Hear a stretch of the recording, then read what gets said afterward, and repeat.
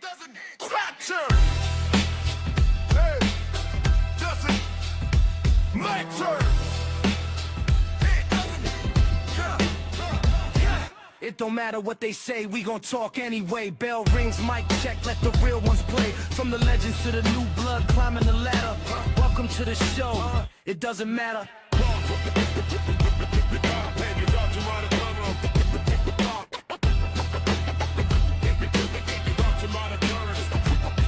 Notorious Dome set the tone, main event status. BDC bring the fire, every take savage. Strap facts with the knowledge, history splatter. Poppy planting no wild cards, say it loud, it doesn't matter. No filter, no bias. This is the It Doesn't Matter podcast.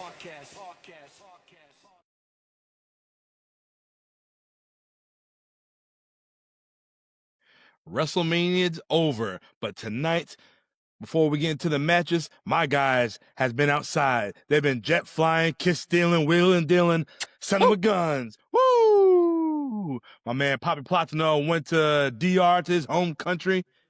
Strap Facts went to Las Vegas, WrestleMania.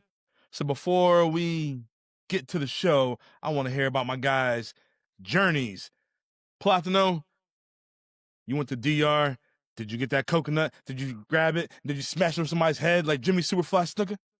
Damn right I did. Roddy Piper? Or vice versa? Yeah, man. Going to the motherland was beautiful, man. It's one of those things I haven't done in over 25 years, and it was a blessing in disguise.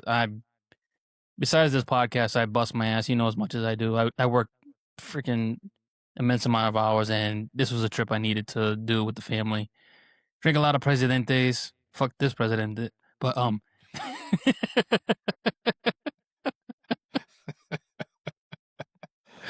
but the trip was well worth it. The food was different. I didn't feel as bloated like some of these ham hocks out here doing some wrestling.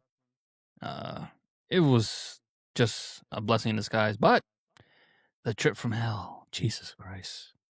Thank God they caught the air while we were landed, because we was up in the air, and then they said, uh-oh, we got to land.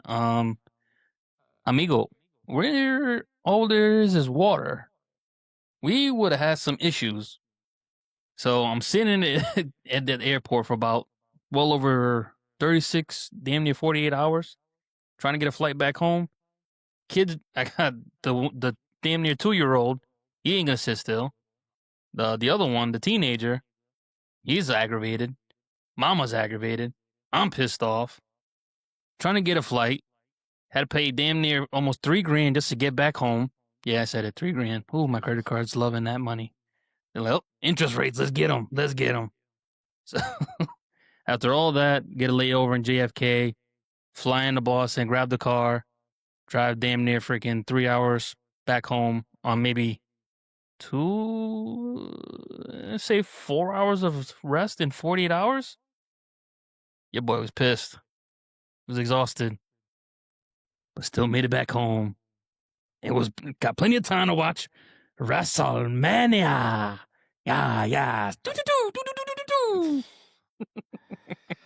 Wow, that's pretty wild. So you seen the beaches, and you were over the water too. Almost got stuck underwater. That's not good. Man, as soon as they got on the PA, and they're like, we're gonna have to sit here for a little bit and try to get this rectified. All right, no big deal. Wait an hour. All right, everybody's gotta get off the plane. What? Okay. 1 hour waiting out in the freaking Jesus. Where we're just sitting in the airport, before you land, before you board. 2 hours, 3 hours, 4 hours, no answer. Are we gonna fly tonight? No. We're gonna fly tomorrow? Yeah, but the flights are booked. Mother. Jeez. So yeah, that's why I had to spend $3,000 to get a different flight just to get back home. So yeah, credit cards are loving it. They're like, yes. Did they at least reimburse you anything? They wanted to give us a hotel for the night, and then maybe possibly come back to book a flight to fly. I'm like, what kind of shit is this? Listen, we listen to Shannon and Ocho all the time. Ocho, I gotta say, Spirit, it doesn't matter from this guy. Is that what you flew, Spirit, to DR? No, we flew Spirit. We're supposed to fly Spirit back home, which I don't know who booked Okay. it. Wasn't me. We flew There's only JetBlue. a finite amount of people that might have booked that, It wasn't me. I think my in-laws don't like me too much, so they're like, "Fuck them, Let's save leave them over 20 there." bucks. 20 bucks. Put them on Spirit. So you took two different airlines to get to. You took a different airline to get down there. No, just one. One to get down there, one to come back. But then I had to get back on JetBlue because I was like, the only one I trust, JetBlue. And JetBlue, for me, it does matter. Wow. Well, I'm glad you guys are safe. Glad you guys are back. Strap, what about you? How was your journey to Las Vegas? You went back to back last year and this year. It's pretty interesting with Poppy Platino there that I also had a Spirit and JetBlue combination, although, and as we've checked back in the Los Angeles review of the It Doesn't Matter podcast, Wrestlemania in Los Angeles, with other airline travel issues, everyone can come across airline travel issues sometime in their lives, and my plan to get to Las Vegas is a little more deliberate, doing things of a personal nature the way I want to do them, because that's how I like to do them, the way I want. But actually getting to and getting from, leaving Las Vegas, not an issue. In execution, in the planning stages, some different things were happening, but I generally didn't have any problems with that. And for our viewers, listeners, none of that matters, because we should be focusing here on WrestleMania, the live perspective, the at-home party perspective, night 1, night 2, all those things, and I'm sure we'll get into it as this podcast rolls on, Dom. All right, so it's WrestleMania season. Well, it's a little over right now, but it's still WrestleMania season. Shit, Strap, this is what, your 15th WrestleMania in a row? Something like that. A little under 20, but over 15. I went to WrestleMania 20 in the Madison Square Garden. I took the train there. I was sick. I had this weird pair of pants that has zippers all over the place. I thought I'd get mugged because I'm a stupid, innocent little boy. But that shit doesn't happen. You're not special enough to be mugged, you sissy nannies. All right, so I went to WrestleMania 20, and I was not able to go back to another WrestleMania until 27. I finally decided to put my foot down and say, I'm going to WrestleMania with Randy, the infamous Randy Osgood that we know and love on this podcast. Thanks for watching and listening and supporting. Went to Atlanta. I went to everyone after that, except for even COVID Mania. We had tickets, so we had tickets to the show, but of course no fan went to that WrestleMania, but we did go the next year in Tampa with cardboard cutouts as neighbors and friends in the crowd. And, I gotta ask, how was that? How was it? Well, Yeah. that was the WrestleMania. Keep in mind that, okay, it's COVID and they have the cardboard people and limited seating sections and things like that. Very sparse, but, at the time it was the first time a massive group of people could get together. And the biggest joke of it all is that, they announced the show. Vince McMahon comes out and everybody, I'm crying, all that shit. The emotions are running high. We're back, baby, in front of our crowd. Yeah. And then boom, boom, boom. Please evacuate. Go into the safety of the hallways and some crap. They couldn't start the show because of hurricane weather and something. That was batty as hell. I remember that specifically. Tampa. Yeah, we was at Cool Ray's house watching the show. They had that delay. Platino fell asleep. I'm just drinking more. I'm like, oh, Lord. All right, wake me up when the show starts. Yeah. I remember Drew trying to delay. They're like, no, I'm not going. No, I'm not going. I'm like, brother, get. But no, I think that really made him a more viable character for the higher ups, because he was able to keep that promo and, keep the fans, engaged, even though his promo was supposed to be cut off a little bit quicker than it was supposed to. But I guess once he heard that delay, like, I got you, which we'll talk more about what's going on. Yes, sir. So, all right. So you've been to Vegas last year for 41, and you were here last week for 42. So which one was better? Which vibe was better? Which one did you enjoy more? The vibe, was definitely better for last year. This year, I mean, for me personally, I don't know. I just wasn't feeling it. I wasn't feeling the card at all. Like, to me, the only main events, the only matches that mattered were Femi and Brock Lesnar, and the match that didn't even happen, Io Sky and Asuka. Like, I was pumped for those two, and like pretty much those two only. And the storyline support wasn't there, and even being in attendance, first of all, we had great seats. We booked the hotel a long time ago, way before prices could get jacked up. Had some comps in there, and you still got to pay the resort fees, even if it's a comped room at the wonderful Excalibur Hotel. Don't stay there. Stay there if you're on a budget, and that's it. But we had certain seats, and prices for all WWE have been severely increased over the past couple of years, and as well as shows being reduced, like house shows, live events. And our guy John, another John, he was in charge of the tickets, and he did whatever he did, but he kept exchanging the tickets because the price kept changing because we had really awful seats last year. I was not happy with them, and generally I'm not happy with them. They're just for the price and whatever, and as a collective, as a group of people, you just have to go with what everyone is comfortable with, not what you're personally comfortable with, what I'm personally comfortable with. But anyway, we got tickets in the club section, so we had a privatized area. I know what the club section is like, especially at the Levi Stadium at the 49ers games. I know what it's like. It's wonderful, yes. And so we were in the club section, and we were on the camera side. So for once, whatever they're doing in the ring, all you gotta look up the Tron, and it's the same thing. You don't have to do this brain map in your head where it's like, oh, reverse it. They're posing that way, but the TV is facing this way. Nope. Anytime they were posing toward the crowd, toward the camera, they're posing to us. So the seats were tremendous. So thanks, John, for that.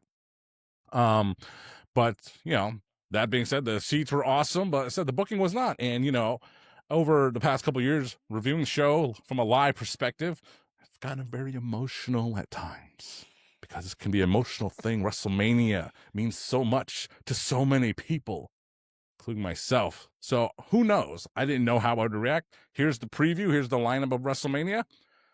And I wasn't excited for it, but you never know. Things could happen, and maybe I would enjoy them a lot.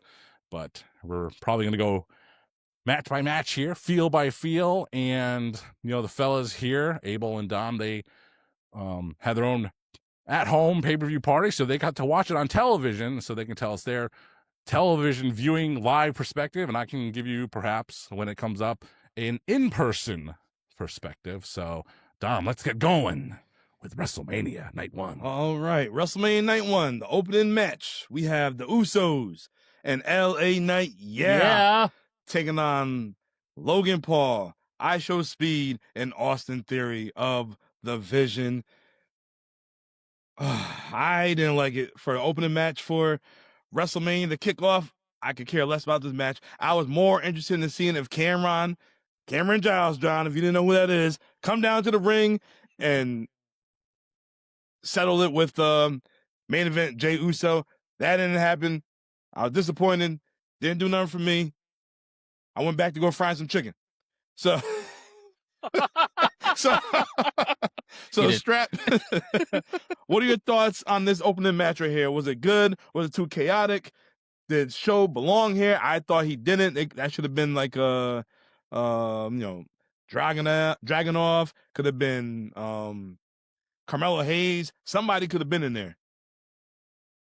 What are your thoughts? The new guy in charge of the guy in charge of TKO Sports. I mean, this could be fake news or not, who knows? But he admitted, like, this is what we want to do. This is how we want to take the brand forward and integrate outside pro wrestling celebrities and integrate them in with wrestling. Now, I Show Speed, he's been around. Hell, I know his name. I don't know who he is or what he does, but I know the name. I recognize the guy, Mr. Leo Rush wannabe, right? So there he is. He's fine. He doesn't pretend to be like Logan Paul and just entirely mimic a pro wrestler. He's playing the role of the chicken shit manager kind of guy, you know.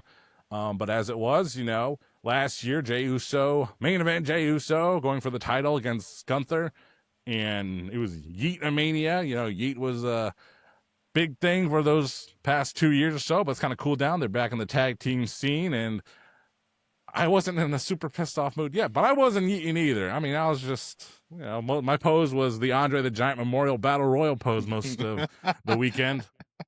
The Powerhouse Hobbs. You know.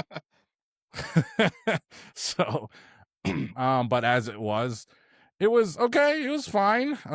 The people weren't going super crazy for anything, and that would be a theme. Like spoiler alert, they weren't super poppy for anyone.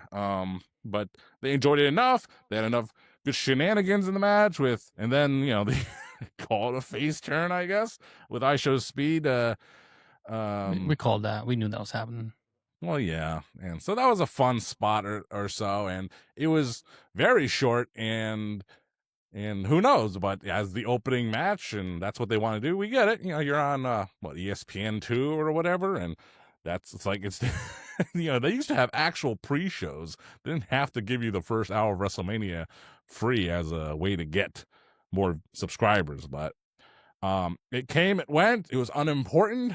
It was a nice little appetizer for Mania, and as it was okay, but a little short and uneventful. Platinum, your thoughts? Yeah, you pretty much hit the nail on the head, man. I was worried about filling my plate up with food before with this match. I really wasn't paying attention. Man, I knew ISO was gonna have a spot in there or a face turn, so I just waited for that. He did the jump from the top rope to the table from the outside, which Logan Paul's been doing lately. And to me, someone who hasn't really been in the game like that, especially ISO, I know he's an athlete, not really like one of those like athletic athletes, the pros, but he's a pretty good athlete. I had a feeling he could do something like that, but I was like, oh, you about to miss just barely. Like, everything went well, everyone's good, so that's pretty much the only thing I really cared about. Does this match matter? No. Not a chance. Doesn't matter. Definitely not. It does not matter. The next match we have... And BDC would say it's bad. Yes. If you understand what we're saying tonight. Yes. All right, well, this next match, we have Jacob Fatu and Drew McIntyre in a, unsanctioned match? Yeah. I was looking forward to this. I'm like, all right. I'm thinking Drew don't need this win. Jacob definitely needs it. Definitely need to put him over. And it was short, but it was still, you know, a great experience for Jacob Fatu, for him to have his moment. Drew didn't lose anything from here. So I definitely digged it. So, Strap, what are your thoughts? You know, even though this is the second match of the show, it just felt like, okay, here's some wrestling. Here's something that means something that matters.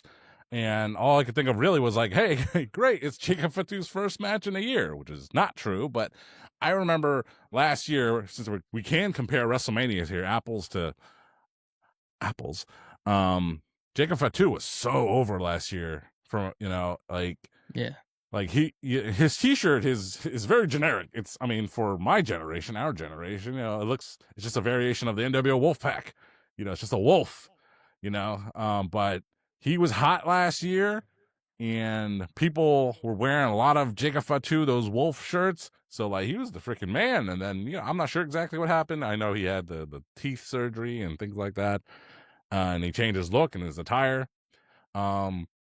So I kind of wish he was coming into this Mania more hot, but it was just not hot enough. And Drew McIntyre, he's becoming, you know, a Mr. WrestleMania of sorts. You know, when he comes out, he's going to bring it.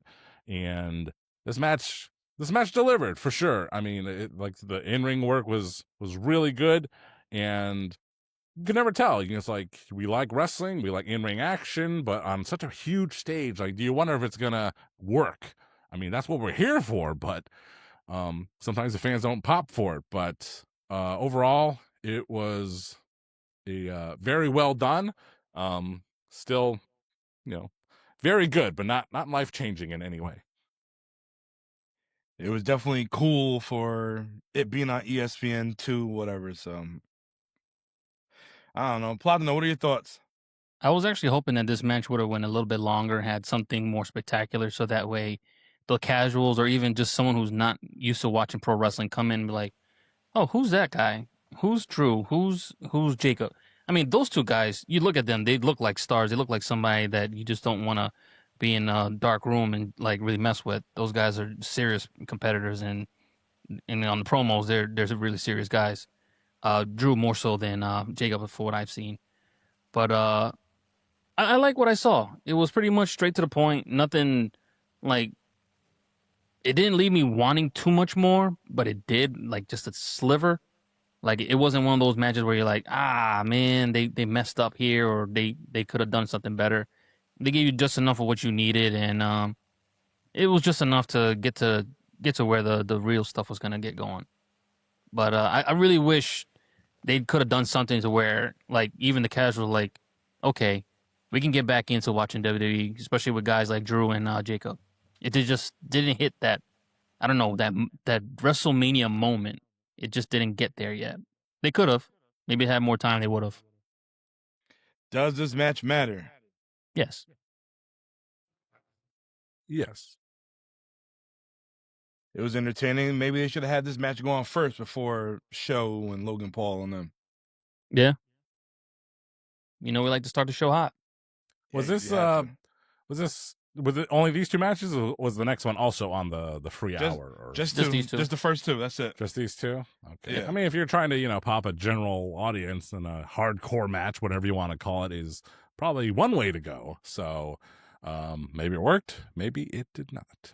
I mean, I understand the whole Logan Paul and iShow speed, two streamers coming into the wrestling world. You're trying to get those crossover fans over just so you even get like a portion of it. Because I think their platform's a lot bigger than half the rosters as it is. But it didn't hit, in my opinion. All right. So Strap, these matches are getting cut short, or maybe they're booked that way. What were they doing in the meantime? Because there was like a lot of commercial breaks on our end.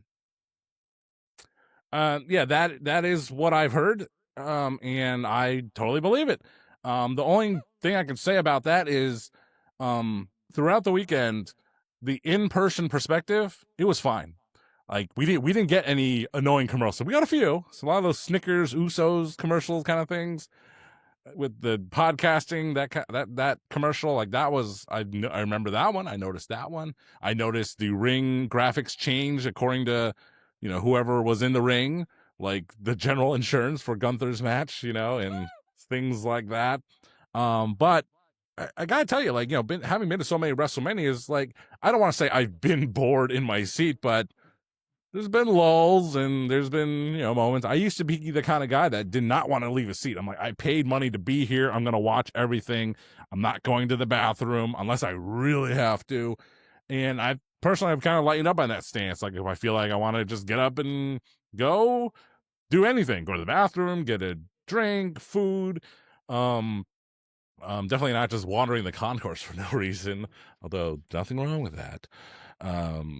But throughout the entire weekend, I was never sitting in my chair like sleepy. Well, that's a personal condition, or bored, or what have you. I just thought, because how these things are patterned, Yep. So throughout the whole weekend, I did not feel bored in my seat when something was happening. There's been some unfortunate timings of things happening coinciding with what I thought would be a good time to go get a break. But I think it was more annoying for the folks at home watching live than it was for people in the arena. That's what I think. All right. Now, were the concessions really that expensive? I know they said that tomahawk steak was $142 and everything else is pretty crazy. I mean, a tomahawk steak is expensive no matter where you go. So if you're complaining about that, you're an idiot. I'm sorry. How was that WrestleMania 42 burger? Was it $42? Please tell me. Since I was in the club section, I was cordoned off. I mean, you can leave that area and go to like the rest of the standard concessions, and that's where they would have the tomahawk steak. That's where they had the 42 burger. I just wasn't going to get it anyway, even though Dom tried to prod me to do it. And so you can go to the general area, and then you can come back to that club section, and they would just have to scan you in again. And I did do that twice. I actually went to this place that's actually in Fremont Street, Pink Donut or Donut Box or whatever it's called, and I'm a coffee drinker throughout the time, and I just never thought, why would anyone get coffee at a show? Why don't they drink soda or beer? Just think, why do you have a regular coffee? You can make this at home. He's like, why do it? I'm getting old. I guess I find it to be the next best thing. Just like, yeah, there's my drink. Yep. Keep you awake. Yeah, I can't help give you a little boost. I never imagined I'd be the coffee guy at an arena show. I never thought I'd be that guy, but they were selling other things, and I took pictures of some of the concessions. I sent them to Dom. I was like, and some other people, and I'm like, because that is a part that people don't notice or remember, but then they're sticker shocked when they see it in person. Like, how much does a beer cost? How much does that it's not even a 40. It's how much does that 32 cost? It's like $24.99 for a Super Miller Lite. It's like, come on, man. Or the souvenir soda, or what the hot dog costs, The combo, you get it's like $50. The best value, and this sucks. If you're a foodie, it sucks. But the best deal you can get is chicken tenders and fries. That's always the best deal. You got enough meat, you got enough snacky stuff all together. They usually put a good price on it. If I say $14.99 is a good price, then that's a good price for an arena show. The most expensive thing in the club seat area was actually, it wasn't a tomahawk, but it was still prime rib, slices of prime rib. And that was the most expensive food item there. It was like $44.99. I'm like, who the hell is gonna get this here? I'm glad it's being offered. I did not get it, but you can see the guy, the carver, right there. It's like, there's the cut of meat, and he's just doing it right there. I'm like, well, it's fresh. Prime rib and wrestling. I mean, it does go well when the match is over. I mean, I saw that lady. Maybe it's more than one, but she did have that tomahawk steak, and of course, it's a tomahawk steak, and the bone has the WrestleMania 42 logo singed into it. I'm like, what the hell are you gonna do with that, man? TSA is gonna be like, what the hell are all these nerdy wrestling fans? What the heck's a tomahawk bone in their suitcase? What are you gonna do with that? Jesus. I think something like that. What was that, $145? Yeah, something like that. It better be like one. It better not be like a real bone, like a souvenir. A bone. You should be like, hey, you got a toothpick? Let me get a free sample. A bone you can't carry on because it's not a liquid and it's not 4 ounces. But true. But yeah, there's lots of things in the concessions, a lot of good stuff. I mean, at least it was quality. At least you could get quality. It wasn't just hot dogs and nachos. Although there also was, it was funny, they had a little nacho stand, and so they had like chicken nachos, beef, whatever. But the base nacho, it was just chips, cheese, jalapenos, and maybe some salsa. That was like $8.99. Like that's cheap. That's good. Yeah. But they had that $8.99, but they also had the chicken and beef at like $18.99. You can take a big leap if you just wanted some meat on it. But as a base, chips and cheese, man, it's like you're at Dollar Tree or something, Did any of the crew eat a glizzy? We don't talk about that publicly. As a matter of fact, earlier in the day, the bombastic Mitch Silver, he was at a pool party where Diplo and the Nature Boy Ric Flair were supposed to make an appearance, and you might have heard over the coming days that Ric Flair was banned from attending WrestleMania. Yep. And that's why he wasn't going to make an appearance until 3 p.m. Do you know what time WrestleMania was happening? 3 p.m. So Mr. Silver was at that pool party with a local friend, and he had a hall foot because he walked from wherever he was to Allegiant Stadium to not miss the pay-per-view. But he also had this wristband, this colored wristband of sort of, I think it was orange, teal, who knows. That also happened for the pool party, but he still had it on him. And as you know, those things are a nightmare to rip off with your bare hands.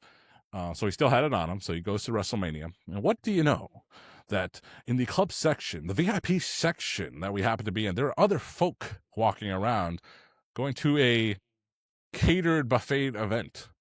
And that wristband also was the same color as the one he was wearing. And to the good graces, and that's why he's my beef, because he loves beef, and he is my beef, Mitch kept going down to that VIP area and bringing snacks to the boys. Not Dalton Castle's boys.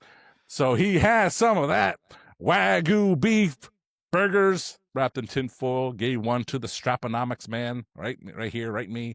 He had some sushi, some popcorn, fried this or that. So many vittles. I left the area. I had 2 donuts in a box.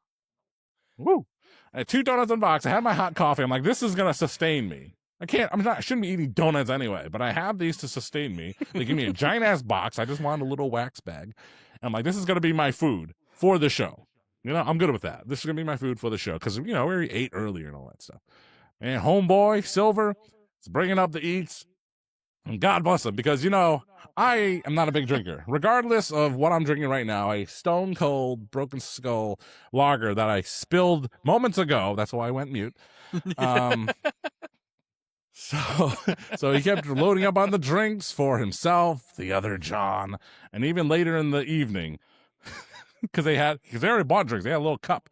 They pour that 40, that 30, the 32A, pouring it into the cup. The cup's full. He's like, got the rest of the big can. He's like, John?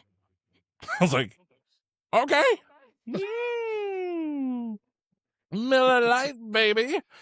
So thanks to Mitch for donating all them good foods, complimentary of the VIP section. So that put me in a great mood. I'm like, this is the greatest WrestleMania of all time, man. So good. So the show might have been what it was, but the experience was excellent for night 1. Let me tell you. Yeah. So would you say? Yeah. Would you say? Meat. Yeah. Would you say because the show was early for you guys on your end, it didn't make you as sleepy as it would if you started like on Eastern time? That's definitely something about that. I mean, it's a shame that Oba and the Demon Finn Balor had to come out in the daylight. Yeah. But and especially considering the fact that it's like before you knew it, it's like, man, we got to get to the show. It's at 3:00, and then the show's over. And like, it's still daylight out. It's 7:00 or whatever it was local time. It's like we still have a night ahead of us. Man, this matinee Broadway show of WrestleMania night 1. I mean, yeah. So if you're one prone to fall asleep, man, like I was at All In Texas last summer, and the guy in front of our very row, homeboy, was passed out from the pre-show to the post-show. Like, for real. He was out. I felt bad for that mother. My poor guy probably went through everything and then realized he got the main event, and he's like, oh, I'm done. I think he just came from work. He just came from work, and then he learned he got diabetes. Poor guy. What a big weekend for that fella. But I wasn't falling asleep. I was up for it, and I was okay. I was okay. All right, well, let's get to the next match. It was the women's tag fatal 4-way. We have Demolition, Nia Jackson, Lash Legend. Did you pop for that? They came out third. I was like, hey, what's up with that? That's not fair.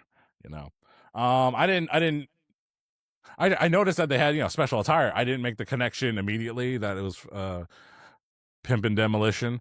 But yeah, so. All right, well, you got Alexa Bliss and Charlotte. Oh, yeah. Then you have Bayley and Lyra Valkyria. No music for Bayley.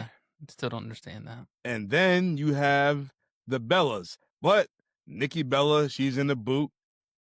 So they replaced her, and then it was your girl, Saraya, also known as Paige. How did you feel about Paige coming back? Okay, it was wonderful. It's great, and one of the greatest things. Paige has great music. First of all, she has great WWE music. She had a great AEW theme. Yep. I think Paige is wonderful, and not beyond all those other ancillary things. I love her moves, and sometimes you just have the good move. That's why you like Javon Evans. That's why you like Sol Ruka.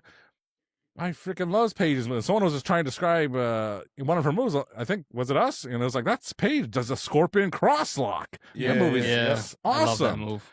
And so I don't recall, like I said, overall getting emotional about anything on the shows, but it was great to see Paige there. And then, when she gets the win, she's emotional too. It's a big moment. And I love that finisher, man. I called it twice. The second time I actually called it correctly. But, and on the old AEW Rampage show, they do the video promo thing. And at the end of it, someone goes, "This is Rampage." So anytime she hits that move, the weird DDT thing, I love saying it right as she about to hit the move, like, "This is Rampage." Boom, she nails it. Yeah. I love that move. It's awesome, and she does it, and she gets the win. And as a matter of fact, when Dom was asking the first time for my predictions, I specifically circled only Brie Bella's head, not Nikki, because I knew she'd probably be out, and she was. So I won that round for that one. But entirely, like, it was fun. Another short match, but everyone got a chance to get their spots in, so it didn't overstay its welcome. I mean, that's the kind of the nature of these women's tag title matches, so it was good, and you had a awesome return from Paige, and so it was a very worthy moment. So it definitely it does matter here. I don't think it mattered to me. It definitely doesn't matter to me. They should have just saved Paige for that Monday night, to be honest. They could have scrapped the Bellas, put in the Kabuki Warriors, any other women's tag team in there. Let them ladies shine. They work their ass off all year round to get to this point, and then you just want the mainstream. And then the fact that Nikki Bella said after the match, the 4 horsewomen are back, and Bayley responded back to that shit like, "Whoa, bitch!" Like, no, you're not the 4 horsewomen. Yeah, I gotta say that the thing about the Bellas, and they can be very divisive, but that Total Bella show is very popular, and that's why they keep bringing them back. That's true. Women love the Bellas. They found their Hulk Hogan. They found their person to identify with, because Nikki Bella is an easy person to emulate for some olive-skinned European women with dark hair. They find a connection with AJ Lee and the Bellas that they don't find with Charlotte or actually, Alexa has her own fan base in a different way, but I think the Bellas just hit very differently for some people. And you notice if someone's dressing like Nikki Bella immediately, like it's a very generic look in a way, but it's a very unique look in a different way. That's what I can see. Tits up and look at the shoes. So, but people love the Bellas. So, and that's undeniable. They just love the Bellas. It is true. You see it a lot in a lot of these shows where there's these females. You're like, who the hell? Oh, she's dressed as Nikki, and Nikki's not even in the show. And it's crazy. Paige got her own following too, and especially with that look, that gothic type look, her pasty self. I like that because she was so different from all these other women, the divas. It's just like, I always say, give me something that stands out that's not the same like all these other girls. And she just stood out, even at a younger age. She just stood out amongst all the girls. The fact that she could wrestle, and like John said, her moveset, top tier. Top tier, in my opinion. Well, now she's back. Then they bring back Brad Maddox. Here we go. You're sick. No. Yeah. In Up Downtown Championship. Yeah. So I mean, really, does the match matter? No, but the WrestleMania moments, a great Paige return and a victory, kind of like the Iconics winning at WrestleMania 35. It's like never mind the entire match, just when they get the pinfall and they're emotional with each other. Like that's what I enjoyed seeing. That's the one I replay the most. So Yeah. the match, whatever, but the moment and. Unfortunately, that's what the TKO bosses are counting on. It's like, never mind the in-between stuff. That's garbage. Let's just go for the moments. It's like, well, you need the meat and potatoes to enjoy the dessert, you know? Otherwise, if you just have dessert, you're just eating sugar straight up. Well, us wrestling fans, does this match matter? No. Unfortunately.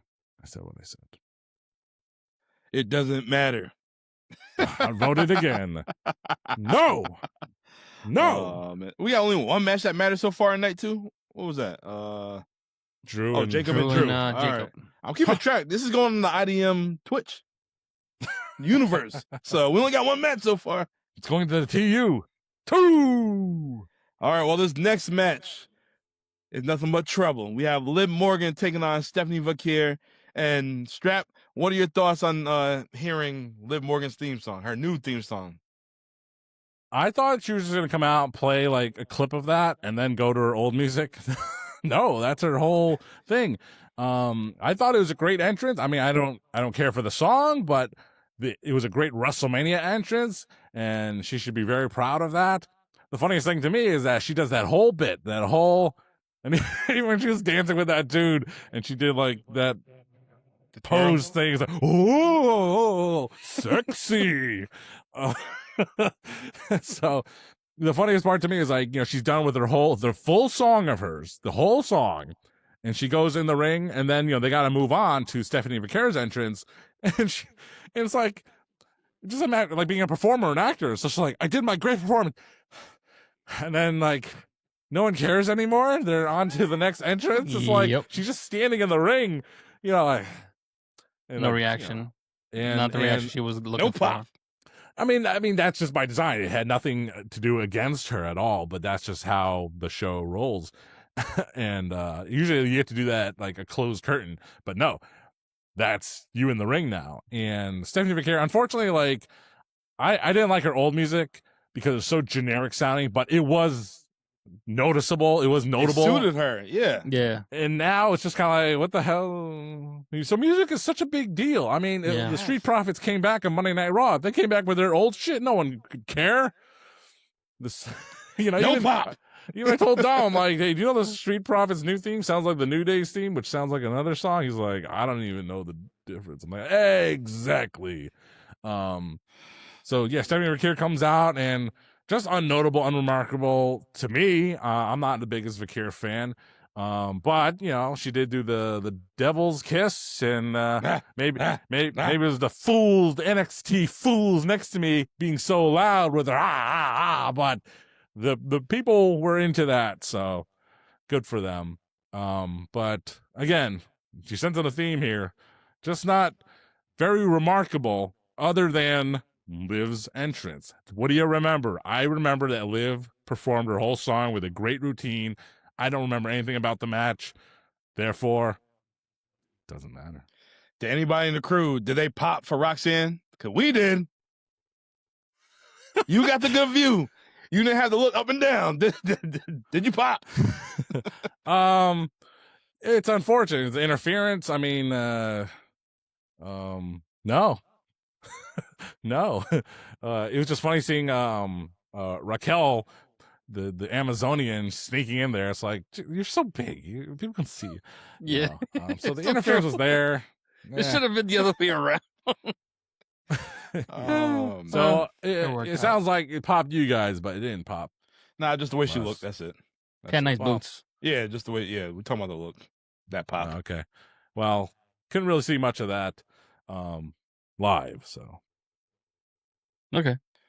All right. So it doesn't matter for you. Platinum, what about you? I'm with you on that, John. The match, I'm very disappointed because Stephanie Vaquer is one of those in-ring wrestlers that she can go in the ring, and because of all the I don't know if it's because they saying because of the concussion that Liv had a couple of weeks ago, this was like punishment for her accidentally or getting her injured prior to the match, so they couldn't do a lot of stuff before Mania, and they thought they might have had to cancel the match. It did seem like stuff was cut out. I don't know. It's the interference. I get it. That's Judgment Day. They're all going to work together and do what's best for all of them. But I don't know. Like you said, the only thing memorable about it was the routine and Roxanne. Everything else, it didn't matter. Yeah, for me, it definitely didn't matter. I was sitting here day after WrestleMania, processing all the matches, like, okay, what matches really mattered to me? And then I'm like, there's like 3 matches for night one, and this ain't one of them. And it's sad because I look forward to this match. Yeah, the promo was hot. The buildup was hot. Yep. At first, it started off slow, and then it picked up. And then we get to this, and I'm like, Lord, typical bullshit. I thought Vince was in the fucking the booth at the time. I was like, uh-oh, what happened here? I thought Steph was gonna win because I know they're going to Chile soon. Like, oh, okay. I heard about that too. Yeah, I'm like, she gonna go in as a champion, like Jinder Mahal went to India as a champion. After that, No, he didn't. He didn't go. No, No, he didn't. he lost the belt by then. Yeah, yeah. To AJ. Yes. Oh, And then he lost to Triple H in India. Yep. I remember now. I remember Triple H doing the dancing. Okay. This is like Jeez. when Alberto Del Rio. Whoo. He's cooked. They wanted to make sure when they went to do Raw and SmackDown in Mexico for the first time ever or whatever, they wanted Del Rio to be champion. And I think he wasn't, or he was, and it didn't make a difference at all. When he first came to WWE, I kept telling Abel was living in Mass. Like, yo, I like this dude, especially with that spinning arm bar. Oh, Jesus, that was my guy. Yeah, he was. He trained in MMA. That's why it was very impressive. But then other things outside the box. Yeah. There's a house show. Randy and I went to that. It was in Springfield, Massachusetts at the Mass Mutual Center. And it was just a house show. It was the most bizarre house. It was a C-level house show for sure. That's what they bring to the Springfield, Mass. And all I remember is Chavo wrestled Alberto Del Rio before he actually debuted on TV, I think. Wow. And he nailed that flying cross arm breaker perfectly. And that's what sold me on Del Rio when around that time. Also, people on that show was like, I think Kane was the world champion at the time. Ooh. And also, 10, yeah, something 10, like 8, that. 8, 10, Yeah. something like that. I remember the Dude Busters, Kalen Croft and Trent Beretta. I remember they were there too. What a beach. It was I had a great time, but it was a weak show for sure. Oh, Lord. So, Strap, does this match matter to you? Liv Morgan and Steph? Not a chance. Not a chance. All right, well, this next match, it matters. Hell, it might be the match of the night. For night one, we have Gunther taking on Seth freaking Rollins. The build-up started off slow, but it got there. They didn't have time. I'm talking about the promo, like, to leading up why Gunther is going after Seth Rollins. The build for the match itself. But it was a good-ass match. I enjoyed it. With some near falls there. Then we see that dog, Braun Breaker. I have people who don't even watch wrestling say, yo, what is wrong with that Braun Breaker dude running full speed like that, spearing the hell out of Seth Rollins? I digged it. It was good. People don't even understand. He held back a little bit, too. Oh, yeah. I played high school football. That guy's played college and damn near in NFL. There's a big difference in speed. I've never been that level, but I've seen the difference. I'm telling you, for those who've never seen football at all, he held back a little bit. He probably would have just turned him inside out. Check out the spear he did to Dragon Lee Oh, on Raw one night. Jeez. Dragon Lee's about to take his mask off and say, I'm done. That's why he's wearing contacts now. And face paint. But I enjoyed this match. It was good. Seth with the New Day's flaming jacket, the smoke jacket. But, yeah. Strap, thoughts? it's kind of weird, like when you're concerned that what they're about to do is not going to get over. That's a prevailing theme here. It's like, oh, they're going to wrestle. It's like, are they going to lose the crowd, and then people are going to crap on it? But like the Jacob Fatu and Drew McIntyre match, they put on the work and they got him. They got the crowd, and it was a very successful match. Yeah, probably ended up being the match of the night. I just felt it still wasn't as epic and grand as I think a Gunther match could or should be. But that's because they wanted to make up for it with Braun Breaker there, doing that spear. And I just said, like, why didn't Seth just move? like he's like, yeah. And then like ringside was like, yeah, why doesn't he just move? I'm like, because I mean, we couldn't really see, we could see him doing the run, but like, what's Seth doing? Like, and on the replay, you can see him like kind of standing there selling the thing, and it's real. It could be a deer in the headlights thing, because you're in pain and you look up, kind of woozy, and you're just like, adrenaline pumps in, and then you're just stuck. What do I do? What do I do? Yeah. And boom! And he even, like Abel said, he went easy on him. But the run was fantastic, so that was the important thing. One thing I don't like, WWE releasing all this footage. They showed when he was setting up to run down that ramp. They released that? Yeah, man, I seen it on YouTube. I'm not sure if it was a fan's view or WWE, but it popped up on my feed on YouTube. You see him. If it's a fan, I can forgive that, but if it's the E, like, come on, stuff like that should just sit. He takes the hood off, takes the shirt off. He's sitting there like this. You see all the fans like that, holding their phone, getting ready to watch. Oh my god! Oh my god! Oh my god! Next thing you see him just dash right off and boom. I'm like, yo, I hope it wasn't the E, but yeah, that shit. I like the video though. Yeah, Braun is he's gonna be a made man by the end of the year. Has to be. I don't know. You see how he took that chair shot Monday night? Seth cracked his ass open, bloodied. Well, gotta make it look real. hernia surgery was a work. How do you run like that after 3 months? Yeah, you're right. I seen the meme. It said all the fans. They showed this dude running. All the fans getting ready to cancel the ESPN subscription after WrestleMania. See Braun Breaker just running. Oh man, too funny. Oh man. But I dug it. I enjoyed the match. Plano, what about you? I'm with you on that. These two guys, they just know how to, for some reason, especially Gunther now, for some reason, like I think since his match with Cena and AJ, he's really learned his character, who he is, and what he's about. He really is the career killer. He's that guy that's going to come in here. He's going to do what he's got to do. He's not there for the fans. He's there for himself. And the matches are going to go the way he wants it, not the way the fans want it. Yeah, we've seen Gunther doing other things and more impressive stuff, but I feel like he's changed the way his wrestling is. It's more of a brute. It's more of a like ground and pound kind of guy, where he's really like laying it in and really being more of a bully. He does a little bit of chicken shit, heel shit every now and then if it's a guy that actually like go to his weaknesses. But you got a guy like Seth who's legit an architect in the ring. I don't think you guys can fail. I mean, the chemistry was pretty good. I've seen Gunther have better matches, especially with Dragunov. That's a matchup people need to see. But yeah, it compared to what we've seen all night, match of the night. It definitely matters.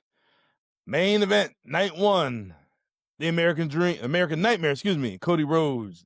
Listen, baby, I died a couple of years ago. I can't be in the main event. Well, even though Codell liked putting me in a little bit, baby.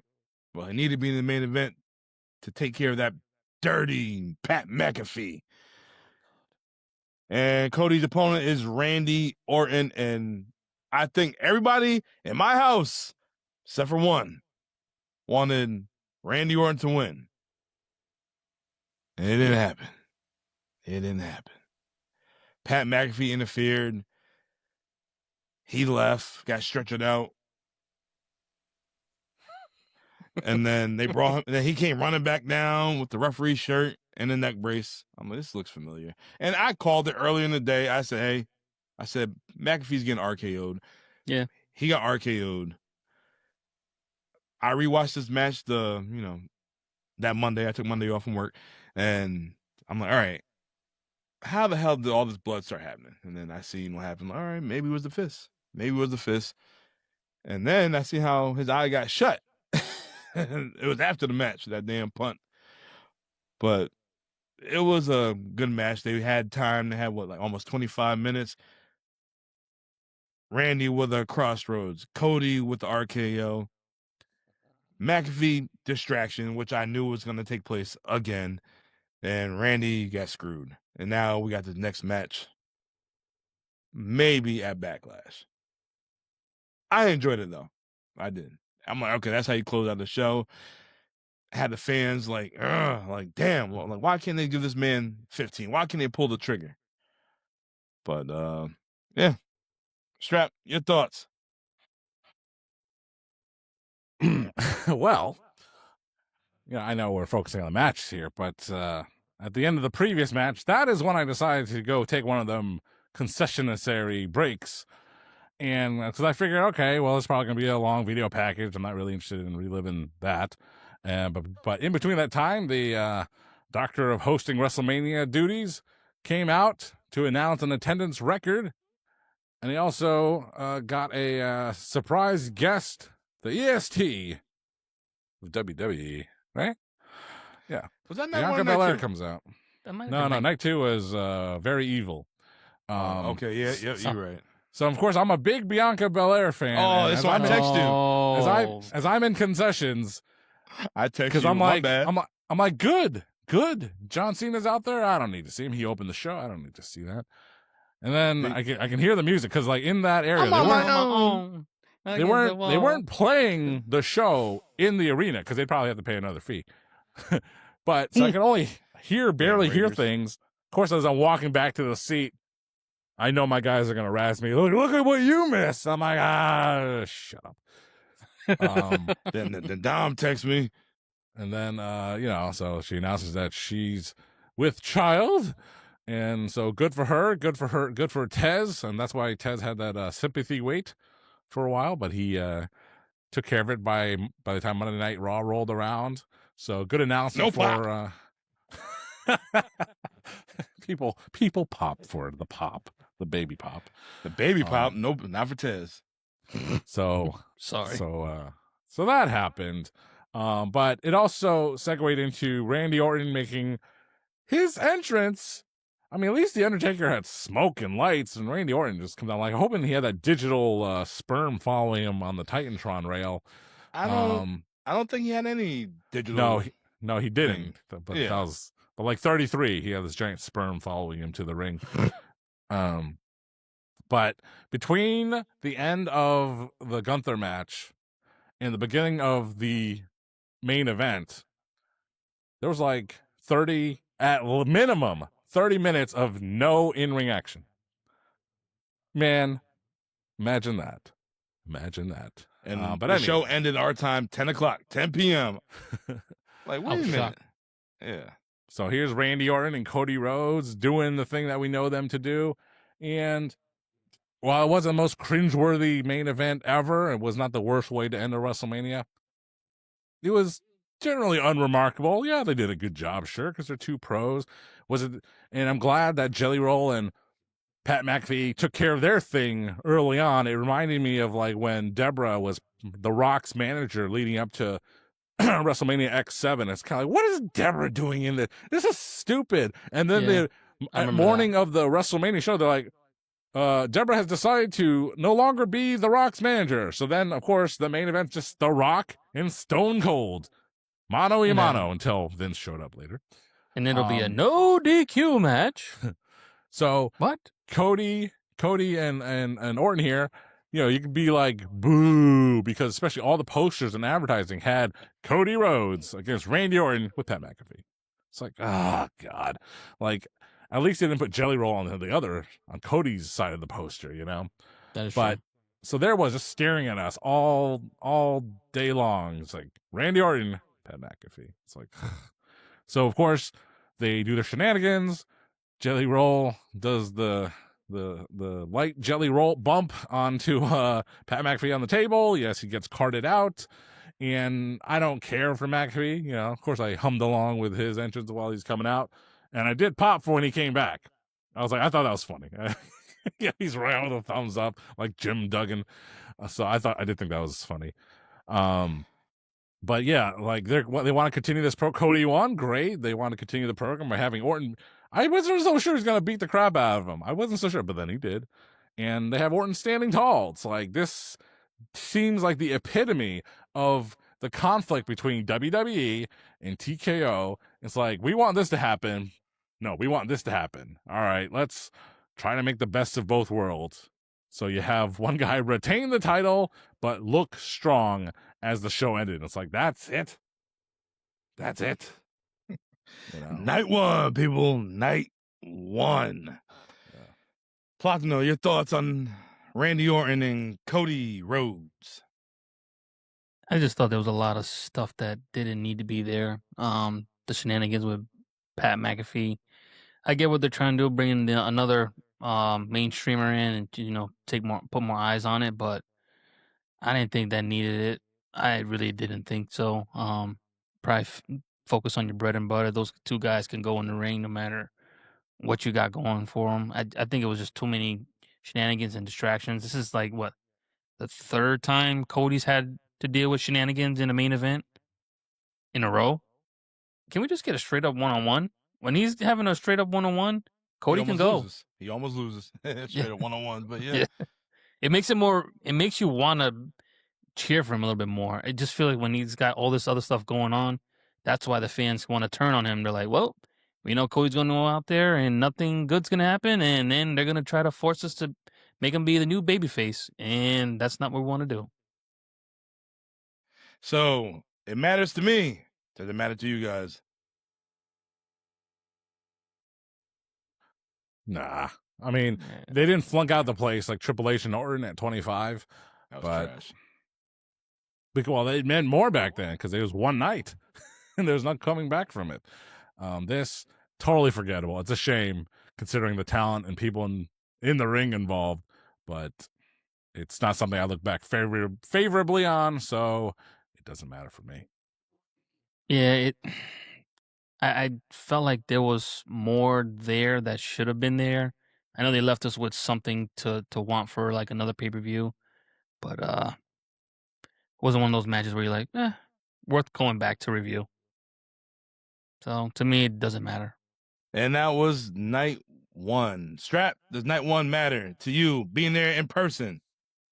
Did you get your money's worth besides that free food you got and donuts and coffee? I can't ignore that. Experience wise, I had a good time. But the show itself, not very memorable, not very remarkable. No. You won't be watching this next year. It's time for night two. I still got the damn theme song in my head. I've been doing it all damn week. We have Femi taking on Brock Lesnar. And this is the match how I expected it to be. Two bulls going at it back and forth. Oba with some offense. Brock with some offense. Brock with an F5. Oba with the powerbomb. But I didn't think it was going to end that quickly, but we got it. Oba won. Oba won. Everybody in the house, nuts. We was at Rose's house. Everybody, nuts. Mm-hmm. It's what happened after the match. When Brock's sitting there. Was he laughing? What the fuck is wrong with him? Nope. Untying his boot. Seen the Hanes socks. Took the gloves off. Then my man. Did he take the gloves off first? Because he normally does that after a match. One or the other. Vice versa. It don't matter. It don't matter. But he did that. He took everything off. And the boots was he threw up giveaway. He threw up the Wakanda. And, oh, yeah, I heard. Yeah, that's how I felt too. After Brock and Oba. But yeah, that was it. And then Paul Heyman weeping, crying. And everybody's like, oh my God. And then Michael Cole said the line, Oba Femi is the next big thing. I'm like, I'm so, ooh, that might be it for Brock. And then I'm like, we got SummerSlam in Minneapolis, so, but he's still all good in their favor. But that's a whole another line, another story. We talk about that another time. But we seen what happened. What was your emotions in the building? Was it like when Undertaker's streak got conquered? No, not even close. Unfortunately, like throughout the weekend, like there was no like major pop. You know, even Oba, like I said, that was my main event. That's what the thing I was most interested in. I've heard loud pops, and to me, the loudest of all time was the Hardy Boys returning at WrestleMania 33. You know, Kofi Mania, Daniel Bryan, all sorts of things. And the pops for the wrestlers or the moments, none of it ever got like to that level. Was it where I was sitting? Like, I don't know. Thought I was in a decent area. I heard everything pretty well. So I don't know what it was. You know, Dom texted me. It's like, oh, is the crowd going ape shit right now? I'm like, well, yeah, they're doing good. They're doing good, but nothing mind blowing. As for the match itself, first of all, one thing I know is like Brock didn't do the jump to the ring like he usually does. You know, where he does the pyro in the ring. Didn't do that. He just walked up the steps. And knows that. And everyone, of course, everyone noticed the Hanes socks at the end. Sure. Yep, I said and, that. Got the same socks on. And it was better in a way because like we're so used to the 3 finisher motif of matches, and especially with Lesnar, you know, 3 F5s or crossroads him 3 times to beat him. And does that show the strength of the ruler to just do a choke slam and a Batista bomb? You know,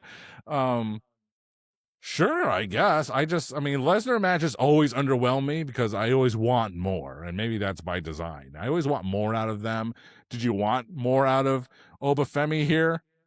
He did everything great. I mean, it was a great showcase for him. You kind of think that, you know, Brock was trying to put him over, you know, but what other stage can you do this at?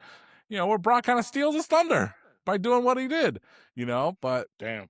You think about that. Think about it that way. It's like, great, I'm pushing you, kid, but just give me my moment. It's like, well, we're so used to things like that. So, but it's definitely a win. It's definitely something I would look forward to watching back, even though it won't take that much time.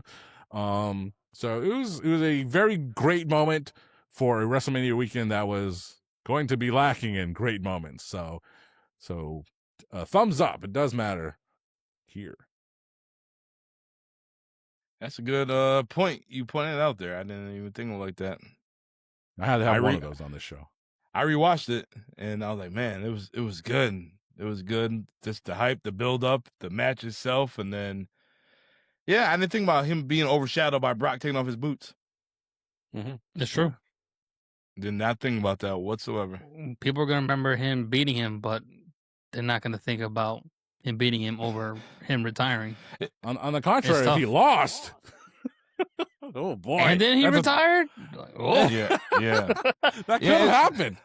It's crazy because you know you get the Bleacher Report alert, you get the ESPN alert. They ain't saying nothing about Oba Femi winning the match. They show Brock Lesnar just sitting there taking off his boots. That's it. Yeah. Wow. It sucks. Bring it down the weekend. Wow. I need where BDC at when you need him? Oh, the show be going on for another hour if he was here. All right, Platinum, what are your thoughts on this match? Oh, just right to the point. Just exactly what I wanted. I didn't want a lot of unnecessary wrestling. I wanted just straight 2 big meaty men slapping meat, just getting it done, and then Oba with just 1 finisher. Clean. All I got to say is if he can do that with Brock, it better just take 1 finisher to finish anybody else in the WWE. Because if anybody else is kicking out of that power bomb, we're gonna have a problem, in my opinion. Yeah. So Brock and Oba, it definitely matters. Watch it 1, 2, 3, 4 times. Because like 5 minutes. That's all it. you need. That's all you. That is it. Me and John, I agree. You don't want too much from a Brock Lesnar match. Just give me the meat and potatoes, and I'm good to go. I enjoyed it. I rewatched that as soon as the show was over with my Dave's Hot Chicken. Yeah. Yeah, How was it? it was good. Okay. All right. Well, our next match is for the Intercontinental title. It's a ladder match. This match should have took night one ISHO Speed match. They should have replaced it. They should have kicked off the show with this. We have Penta, your Intercontinental champion, taking on Javon Evans, Dragon Lee, JD McDonough, Rusev, and Rey Mysterio. It was a spot fest. It was all over the place. Strap, my question for you is, what were you and the guys' reaction when Javon did the springboard cutter to Rusev? It was very impressive, of course, but man, it missed. I mean, it didn't miss, but Rusev had to lean into it. I mean, it's pro wrestling, guys. It's all right. But yeah, that was a great moment. You know, you're right. I mean, Money in the Banks have opened the show before, but this is the first match. You know, night two had. Never mind what Pat McAfee said. Like, oh, night two sucks. Don't go to that one, homeboy. Your night sucked. Night two was full of stuff people wanted to see. You know, also remarking about people in the crowd. You know, they love the Bellas and this and that. It's like, people love Penta, man. They freaking love this guy. So it's awesome that he's getting the push he's getting. Shao Kahn mask. That was fire. Literally. I love it. Love it. So Penta's awesome. Rey is awesome. And Javon Evans, he didn't get as big of a pop as I thought for whatever reason. But it's definitely better than the pops Dragon Lee, JD McDonough, and Rusev got, which were none. Hey, well, shout outs to JD. That man was selling, bro. He was selling that match. He ain't selling hats because they don't make any in his size. If they did, you would buy one. Yeah. The young OG. You know, they were selling, I don't know if you saw them in the crowd, like, but they were selling these people with, like, the big hats. Joint? Yeah, I seen that. Like, is that real? Some chick had it, yeah, because they sell out baseball games, too. Oh, yeah. we didn't make it to the Superstore this year, so I don't know what they had. And if we were there on a Monday, because it's after the show, all this good stuff is probably gone, right? And I was thinking, had we gone earlier, if they had a really cool Oba Femi shirt, I'd be all down to rock it, But because the existing one they had was not doing it for me, and I saw it, and I guess it was officially released with the beads and Oba Femi. I got the NXT version of it. I got that one. I don't like it, but they have this new one. It looked better. I was like, what if that's glow in the dark? That'd be hot. And it just says Oba Oba Oba on the back, so it's a new shirt of his. That one I dig. Another thing I noticed about the crowd at WrestleMania is that, back in the day, there's only a limited amount of shirts, I have this RKO shirt, but the other WrestleMania shirt I would have worn on night one is the Legend Killer Tour shirt. That's Orton's first t-shirt, because back then that's all you had to support your favorite wrestler. Nowadays, people wear whatever they have from whoever makes it, bootleg or not, real or not, chalk line, this other new company called Angel Vampire. I don't know what the hell these things are called. Roots, but everyone has these. I mean, they're cool. Some of them are really cool, but there's no just one singular shirt anymore that people get, except for the WrestleMania match shirt. So everyone's just wearing all these kinds of things. But at the very least, Penta had a lot of very notable, official looking merchandise rather than just these weird ones you find at Journeys in the mall that don't exist anywhere, malls. But it was a very exciting match. It was a very welcome match to the show, and it was great. So it does matter here. Yes. Platino, your thoughts? Yeah, just saw the high spots and stuff. That's what I was expecting from these guys. You guys, I think, predicted that Penta was going to win. I was hoping Javon was going to win it just so you can, kickstart his career a little bit. Still young, just got up to the main roster maybe a few months ago. Figured that would have catapulted him even more for the fans to kind of understand and try to get behind him. But at the same time, you got to go with the high hand, and Penta is the high hand. Yeah, Fuego. You can't go wrong. Don't mess up a good thing, WWE. You already did night one. And I told you, even when he was at AEW, I'm like, I don't know if he's going to stick around in this company. He's something about him. He just looks like he's a superstar. I seen that when I was watching TNA. That triple threat match I seen with him, Austin Aries, and his brother, Ray Phoenix. Yeah. It was good. But I don't know why they can't do the same thing with Ray Phoenix. Why can't he run the U.S. Well, him and Carmelo, they had a banger. They had a banger match, bro. Oh my goodness. Ray's a great wrestler, but he doesn't have the same charisma as his brother. It's like I talk about all the time. Some guys just come out out there and you just look at them and you're like, he's interesting. He might be the better wrestler, but I'll take him over Dragon Lee. Yes.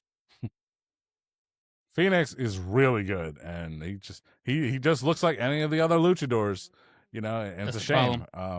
Penta's unique look really suits him, and that's why he's a star, But hey, he wasn't in the match, so never mind. Yeah. All right, well, this ladder match should have been on night 1, but it definitely matters. Our next match, we have Sami Zayn taking on Trick Williams. And Sami, he got booed. They booed him out the arena. They didn't want to see him. Trick had to make a glamorous entrance. This man had the Charmin just draping right down the entrance aisle. Strap. What do you thought? I thought that was my CVS receipt coming down the line. What are your thoughts on that, man? Any coupons in there? That's the best thing. Like, I guess he got stuck on his entrance a few times, maybe, because it wasn't. I noticed a few times. Yeah. They're like, yo, get your foot off that mother. But here's another guy I thought would have a huge reaction, and it was good. It was very good, but it wasn't life changing. Yes, sir. Really? Yeah. Maybe TV picks it up better. I don't know, but live, I just didn't think so. Unfortunately. Want to do a watch along? No. No. I honestly think it could be the stadium, man, because with those bigger stadiums, they don't hold the acoustics as much as the smaller ones. But then again, you never know. The new door, Mohegan Sun, we got voted best acoustics for like what? Not 10 if you're years Childish straight? Gambino. Well, I don't feel safe here. I'm gonna cancel the show. I'll see you in Jersey. Yeah, right. You don't feel safe in Montville?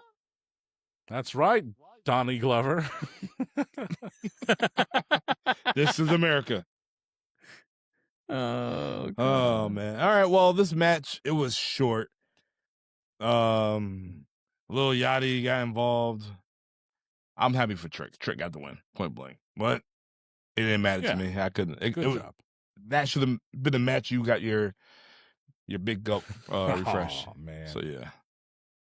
Yeah, I was actually surprised this match didn't go better than what I thought. I was expecting maybe like a match that Sammy had with a couple of these guys in NXT, or even like when Shinsuke made his debut. I was like, all right, he's gonna introduce somebody brand new to the main roster, get him over a little bit. It wasn't happening. They didn't have the chemistry. I don't know what was going on, bro. And the crazy thing is, they was pushing the hell out of Trick Williams. They're still pushing the hell out of Trick Williams. He was on ESPN for months just talking. They love this man. But for some reason, him and Sammy it wasn't clicking. And they didn't need Lil Yachty. No. They definitely didn't need him. Trick can talk. He can back I it think up. He can rap. Again, they needed somebody from the mainstream just so they can, identify who's the star that they want to push. So Yachty was the guy to go with Trick, and that way everyone's like, all right, we need to keep our eyes on this young star. Oh, I missed the Sammy, match. My bad. He should have brought out Johnny Knoxville. That would have worked for me. Is that your favorite match of his at WrestleMania, or the tag team match with him and Kevin Owens? I've actually never seen that back. But I still love the Jackass match for sure. I do too. Something about that. It just fit. I love it. It's perfect. All right, well, give a damn about it. It's entertaining. That's it. It's not my cup of tea. That's my bathroom break match, but I enjoyed it. It was cool. You would not go to the bathroom break during Trick's match. No, when I hear the music. Yeah, he was about to whoop some Trick too. Yeah, I was dancing. I was doing the dance. Yeah, but it didn't matter. Yeah, I got to agree with you on that. It didn't matter, unfortunately. Surprisingly. Two guys can go, but they just didn't match up. Bring back the live events, damn it. Let these guys work. All right. I missed the match. Didn't mean to, but it matters to me. I enjoyed it. It's one of the matches of night 2, excuse me. 3? Oh, Jesus. Where did that come from? WrestleMania, night 2. Don't give me any ideas, pal. Shoot. Nah, I need to go back to one night for all these damn commercials. If you're it's gonna go be 4 like minutes, this, 5 minutes of the match, yeah, there's no need. You want to go 4 or 5 minutes? Yeah. If it's gonna In be one like night. this, there's no need to have 2 nights. That's Exactly. All right. Well, we have Jade Cargill defending her title against Rhea Ripley, and Jade came out with looking like I don't know. What's the chick from Ghostbusters that came down from the sky or whatever, like the same type of outfit? Oh, Gozer?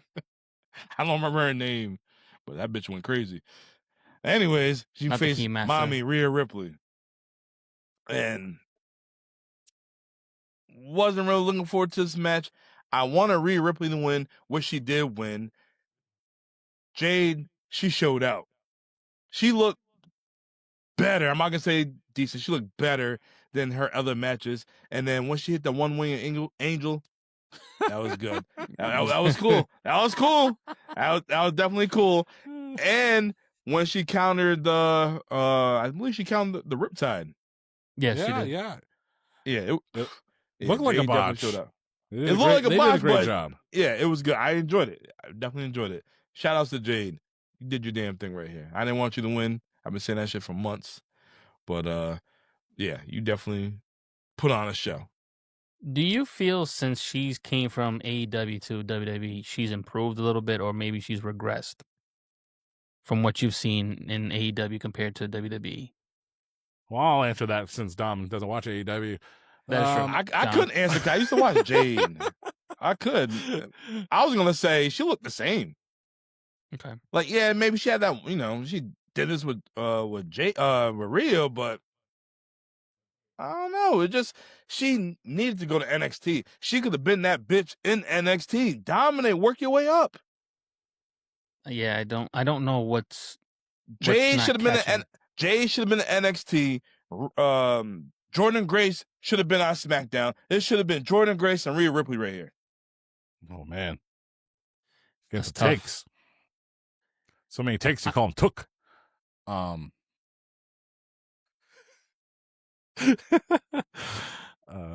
I think some things are I forgot the word here. But having BFAB and Micha in there, and they had a name for them. I think they're calling them the baddies again. I think that was great. I think that angle is the same exact thing they had in AEW, because Red Velvet and Layla Gray were her baddies. Yep. And Akira Hogan too. I thought that was great, and they just kind of broke them up like the Hurt Business, right? And in WWE, they gave her those two. It's like, oh, it doesn't make any sense. It's kind of like, well, kind of. It's like these two knew they had no chance in hell of beating Jade, so they had to join her. That's exactly what Red Velvet and Layla Gray did. They couldn't beat her, so they joined her. And Red Velvet still, from her mama's kitchen, still stirring the sauce. Just decided to leave and fight her anyway while she's still in the group. Crazy thing is, Michin's better than Jade in wrestling. She is. Yeah, but no one cares about Michin except Keith. That's the problem. Yeah. And BFAB out there looking like Pocahontas. The most over Michin ever was when she was with, hey, how about this? When she was in the embassy with Prince Nana in Ring of Honor 2011, Atlanta takes center stage. She made her day. She was there. She was like a valet, but she's a valet that could kick ass. And she did some cool moves back then. I like Michin, but she's just not over. She's never. It's crazy. How the hell you win a dumpster match and the person that lost is more over than you? What dumpster match? Her and Chelsea Green. Oh. Or Yeah, she's doing a dumpster, some shit like that. Yeah, it's just wild. They disappeared. Yeah. But I I think think Chelsea's this is the different. best. Though. That girl can steal the show. Something about her. The camera hits her, and she's like, Triple H don't Mine. believe it. Triple H don't believe it. well, that's why she's not in the E anymore. She was fucking Stupid. over as hell, though. But anyway, Yeah, she was. this is the best Jade has looked in WWE. She was just able to do the stuff that she had done in AEW. Has she gotten better? I can't say that. But she is just as good as she was in the past, so I'm cool with that. As for the match itself, I liked it. I thought they had a very good sequence at the end there. So, hey, good job. And it does matter for me. I agree. Yes, it definitely does matter. All right, let's get to this next match. The Demon, he's back. We get Demon Finn Balor. He even shaved his beard down a little bit, and he's taking on Dominic Mysterio. How's the pop for Dom? Or how's the hate for Dom? How was that? Man, like he was such a superstar last year as also, and like you said, you can do apples to apples here. And it wasn't that remarkable. Well, it's sorry to say, you know, Dom's cool and he's still cool, but just not as, just like I said, from where I was, it just didn't seem like it. I mean, not like he wasn't over. He's, again, not Rusev or JD McDonough or Dragon Lee, but it just wasn't as huge. I mean, it's like they announced the attendance record, and each night at least, even though it's the same group of people, you just take 10,000 people away from the city of Las Vegas. As I'm walking the strip, I'm like, I just don't feel it. Like, I don't feel it. There's no energy. I don't feel the WrestleMania here. And it's like, is that what it takes? 10,000 people to not be there?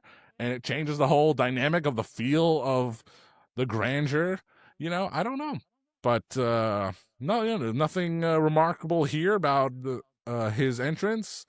But, I mean, they were good entrances, just no big super pop. That's what we're looking for here. Yeah. All right. Well, so no pop for this guy, but how about the Demon? Oh yeah, the Demon's over. He had he had a really fun entrance there. So, and I was really looking forward to this match here. So, yeah, I mean, it was very good as well. But like everything's just good so far. Nothing, no, not WrestleMania worthy. Like, I think I described to someone WrestleMania Night 1. I'm like, that was the best episode of Raw I've seen in a long time. Yeah, he told me that. Yep. Take that. Take that. Told me. Think what that means. And that's WrestleMania Night 1. Night 2, well, we're not done with that yet. All right, well, this match, it was okay. No, it didn't really do nothing for me. Like, it was just cool to see the Demon being back. Like I said, it didn't do nothing for me. It doesn't matter. It doesn't matter. I think they had some good work in here. So, and just enough. Like, it didn't entirely underwhelm. So we can consider that a victory, but it does matter for me. Yeah, I figured this being a grudge match, it'd have a little bit more oomph to it. Something just to where the reason why he had to convert to the Demon a little bit more. It seemed like he held back a little bit. It felt like it was just regular Finn, even just with the makeup, though. It wasn't like true Demon form where he's dominating and he's really going after Dom and, you know, bringing him down to a level that he could not reach. Something just felt off. I don't know. I don't know what it could have been. Maybe because the heat. Maybe who really knows. I'm in the somewhat matters right there. Just this We're match excising that option from now on. Okay, so that's the last one I'll do. It wasn't the heat. It wasn't that hot. It wasn't that hot. It's indoors. Vegas is hot, but it wasn't like I've been to some steamy shows in a bad way, and it wasn't like that this year. Not this year. It was indoors. So come on. So man. maybe it just I don't know. They off. Come on. It was off. Man. Yeah. Come on. The storylines, like the booking, it just wasn't there this year. It just wasn't. So I'll say it doesn't matter, I guess.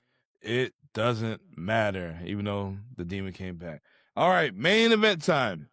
We have my man, CM Punk, taking on my man, Roman Reigns. And you know, I am conflicted. It's been bothering me all week. And Who was the twos? Who was the ones? I want the one to be CM Punk. The reason why I want CM Punk to win this match was because I feel like he is here. He's defending that title each and every week, or he's showing up each and every week, and he's still putting on matches. It might not be for the title, but he is there. And then, yes, you know I love Roman, and I was like, oh, my God, this match right here. And this match, chef's kiss. Mm-hmm. It was good. It was all over the place. Roman should have got disqualified with using the damn steel steps, though. But obviously, this is too good of a match. You want a finish with a 1, 2, 3 or a choke out. And yeah, the ref let some stuff go. I enjoyed it. And then you see him Punk. I'm not an old man. He starts struggling to hit my man with a low blow, going for the GTS, and he just collapsed. Like, oh my God, my man just damn tired. He just gave up. And oh man, I did not see this happening. This match went almost 35 minutes. I enjoyed it. And we found out after this, Roman Reigns is here to stay, at least till summertime. And the ruler over Femi, he wants Roman Reigns by the end of the year, if he's still here. One thing I can say, though, yeah. the build-up lived up to expectations because CM Punk was really going after Roman, and Roman was like kind of like letting him slide a little bit. Like CM Punk was really giving Roman some jabs. I mean, Roman had some jabs as well, but the one thing was weird. It was like the only thing he was saying was, "Well, you're old." I'm like, So you guys are about the same age. Like, what does that have to do with anything? I guess I'm not sure if it's true or not, but they said that there's certain things that's like off limits. Don't talk about my man's dog. Don't talk about his wife. I'm like, damn, what else can I tell you? What else can I say? You're fucking old? Go with that one.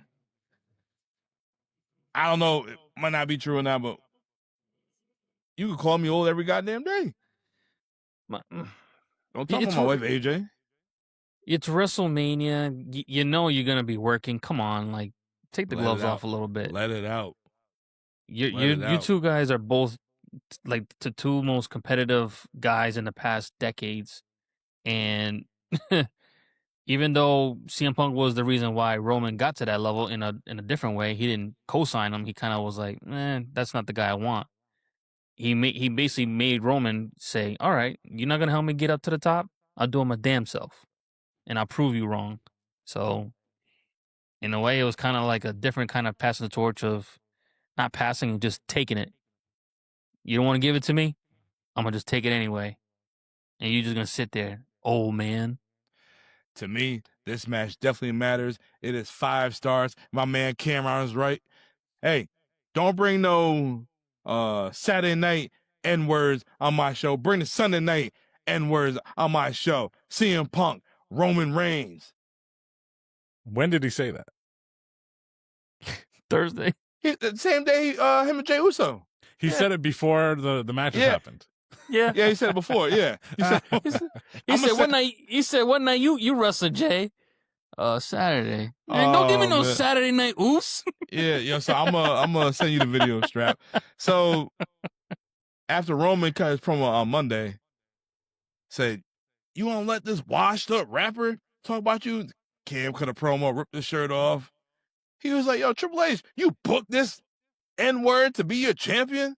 It's just funny. I'm just laughing like, yo, come on, man. Because I see you at SummerSlam. Like, motherfucker, you supposed to be at WrestleMania. Like, come on, man. See, they're trying to get outside influence for man. later. Cameron, I can't go to Minnesota. Actually, they like purple, so yeah, I didn't want that.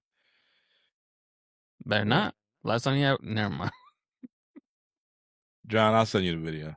Yeah. I enjoyed it. It was 5 stars. That's the main event. Night 2, all day, day. This match right here. Oof, it was good. It was good. Oh, and CM Punk's entrance, by the way, phenomenal. I seen the making of it earlier, how he was on the rooftop and they had the drone and all that stuff like that. It was pretty dope. And then when Roman music hit, I'm like, wait a minute. That's the OG Tribal Chief theme song. I thought I was tripping. I had to go look it up. I went on YouTube. Look, I'm like, wait a minute. He went back to the OGs. I'm like, oh, yeah, he's back. We got the original OTC right here. Yeah, it was good. I enjoyed it. Strap, it's your turn. Go ahead. You know, you said a chef's kiss to this match here. I mean, separately, it reminded me of us going to the Gymkhana restaurant on Friday night in Vegas. It's a hard-to-get reservation. It's a Michelin star-rated establishment based out of London. They brought a location to Vegas, and during the course of that meal, How many stars? There's the different top Michelin stars. stars. Okay. That's the top stars. I don't know their scale, and I'd rather not say. They're tomahawk size.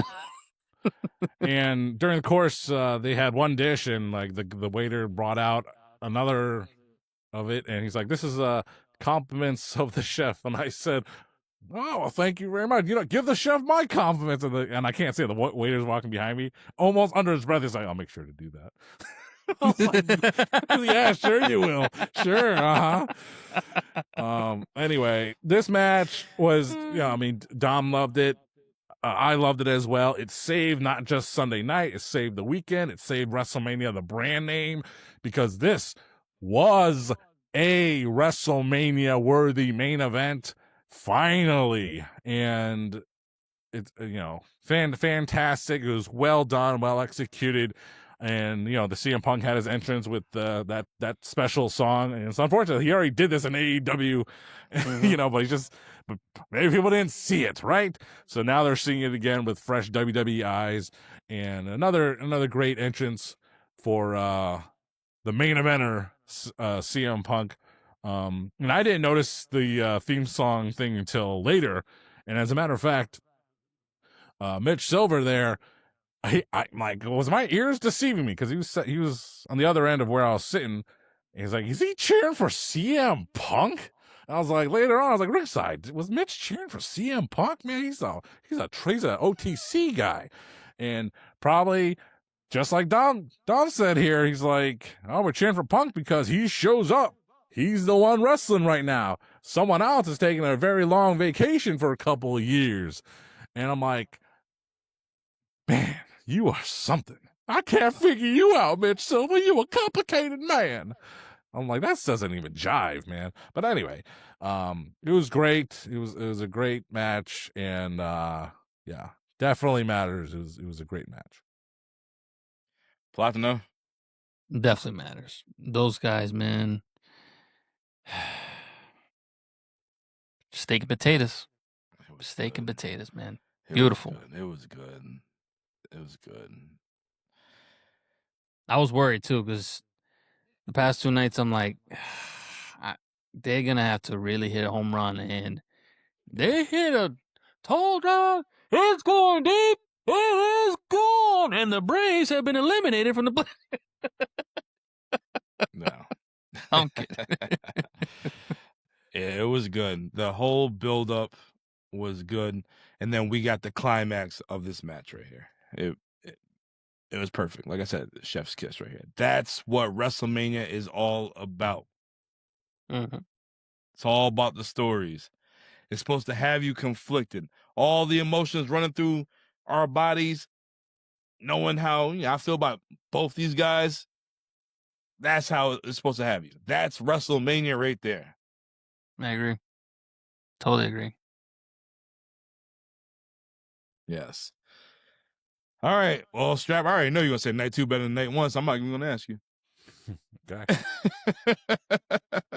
Well, WrestleMania is over, but the conversation will never stop. Strap, thank you for, being there. 15, 16, 17 deep, WrestleMania. We'll do this again next year, too. Where we're from, wherever they're at. Saudi Arabia, Minnesota, Nashville. I see Nashville's on the list. I wouldn't mind going back there. Platino, thank you for your story. Yes, a lot of Nashville hot and whiskey. Yeah. Ooh. Smoke weed with Willie Nelson. He's still alive. I like that song. He'll be alive. And Martha Stewart. Oh, man. Yes, guys, follow us on YouTube, Spotify, Apple, Twitch, iHeartRadio. We are all over the place. It doesn't matter. My man Strat Facts is traveling the world to go see WrestleMania. Platino just coming back from DR. We got stories for days. We're going to cover it all. I'm Notorious One. I am Dom. I'm here with Strat Facts and our Poppy Platino. And remember, it doesn't matter. We will see you guys next week.